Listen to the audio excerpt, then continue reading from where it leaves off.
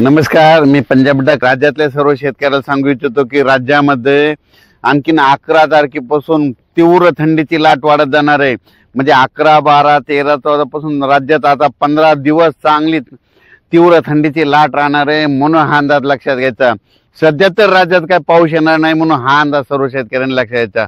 राज्यात सांगायचं झालं तर पूर्व विदर्भ, पश्चिम विदर्भ, दक्षिण महाराष्ट्र, उत्तर महाराष्ट्र, कोकण पट्टी, खानदेश, मराठवाडा सगळीकडे म्हणजे असे 15 दिवस तीव्र थंडीची लाट राहणार आहे, म्हणून हा अंदाज सर्व शेतकऱ्यांनी लक्षात घ्यायचा।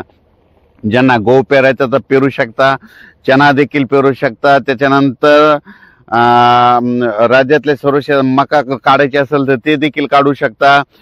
म्हणजे सर्व शेतकऱ्यांसाठी आनंदाची बातमी, तीव्र थंडीची लाट येणार आहे, राज्यात थंडी वाढतच जाणार आहे, म्हणून हा अंदाज लक्षात घ्यायचा।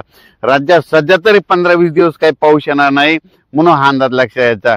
राज्यात सांगायचं झालं तर निफाड, नाशिक, जळगाव, धुळे, त्याच्यानंतर जळगाव, जामोद, अकोट, अकोला, वाशिम, हिंगोली, वर्धा, नागपूर, भंडारा, गोंदिया, चंद्रपूर, नांदेड, यवतमाळ, त्याच्यानंतर परभणी, लातूर, धाराशिव, जालना, संभाजीनगर, सोलापूर जिल्हा, धाराशिव जिल्हा, सातारा, सांगली, सोलापूर, कोल्हापूर, पुणे म्हणजे सांगायचं झालं तर सगळीकडे तीव्र थंडीची लाट राहणार आहे, म्हणून हा अंदाज लक्षात घ्यायचा। राज्यात सध्या तरी पावसाचं असं वातावरण नाही, म्हणून हा अंदाज देखील सर्व शेतकऱ्यांनी लक्षात घ्यायचा।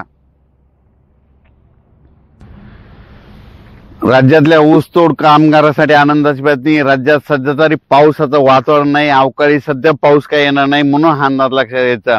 कारखानदारासाठी आनंदाची बातमी, ऊस उत्पादकासाठी आनंदाची बातमी, त्याच्यानंतर हरभरा पेरणाऱ्यासाठी आनंदाची बातमी, गहू पेरण्यासाठी चांगली बातमी।